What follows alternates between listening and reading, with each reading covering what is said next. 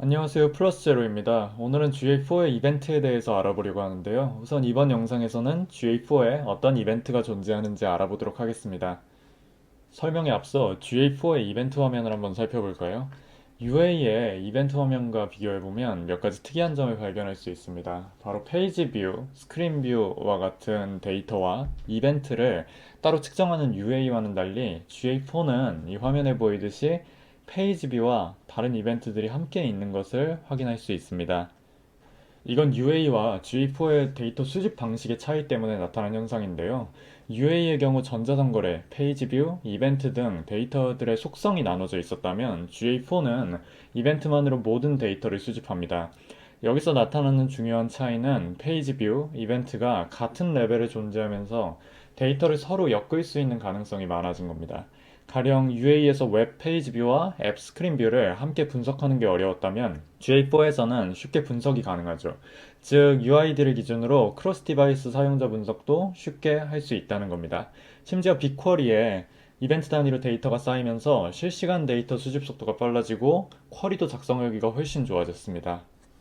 그렇다면 GA4의 데이터와 UA 데이터의 수집 방법의 차이를 알아보겠습니다. 화면에 보시면 기존 UA와 GA4 수집 방법 차이를 볼 수 있는데요.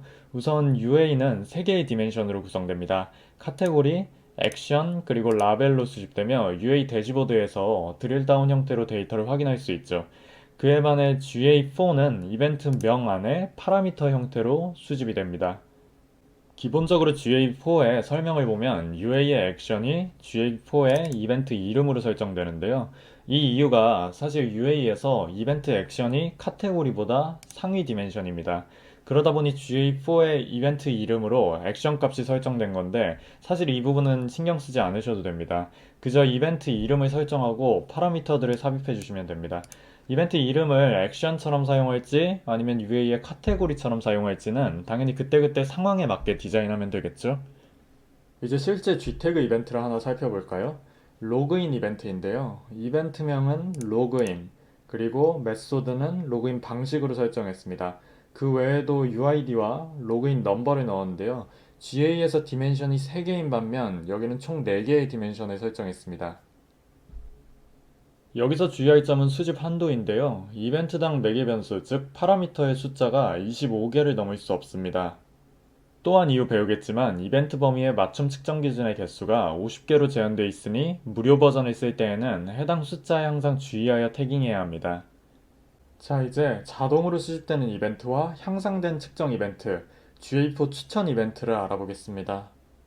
자동으로 수집되는 이벤트는 G태그를 설치하면 자동으로 수집되는 이벤트를 의미하는데요.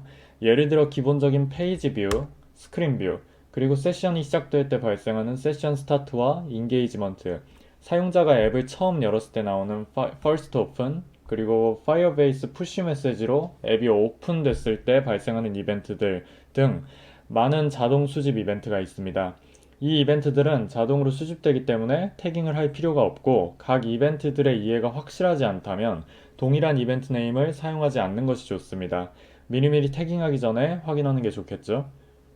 또한 각 이벤트들이 수집될 때 함께 수집되는 파라미터들도 있으니 분석하기 전 꼭 미리미리 확인하는 게 좋습니다. 이번엔 향상된 측정 이벤트인데요. 웹 스트림을 만들었을 때 스트림이 자동으로 수집해주는 이벤트들을 확인했었습니다. 바로 이 이벤트들에 대한 설명인데요. 필요한 경우 방금 그 도움말에서 확인하실 수 있고 이 이벤트를 수집을 원하지 않는 경우 수집을 하지 않도록 턴오프를 할 수 있습니다. 마지막으로 추천 이벤트입니다. 이게 가장 중요한데요. GA4에 이벤트 태깅을 할 때 내가 맘대로 이벤트 이름을 지정해 태깅을 할 수 있지만 추천 이벤트의 내용과 겹치는 이벤트는 추천 이벤트에 있는 이름과 맞게 태깅하는 것이 좋습니다. 왜냐하면 GA4에서 지금 지원하는 그리고 앞으로 지원하게 될 기능들이 해당 추천 이벤트 형태로 수집해야만 확인이 가능할 가능성이 높습니다. 예를 들어 현재 오디언스 생성 화면에 가보시면 프리딕티브라는 기능을 확인할 수 있는데요. 구글이 머신러닝을 활용해 오디언스를 생성해주는 기능입니다.